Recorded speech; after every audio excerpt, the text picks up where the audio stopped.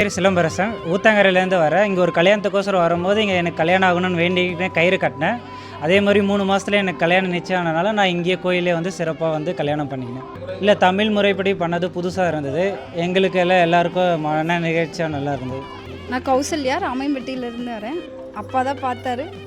இவங்க சொன்னாங்க இந்த கோயிலில் பண்ணலான்ட்டு. நல்லா பண்ணாங்க, மன நிறைவாக இருந்தது.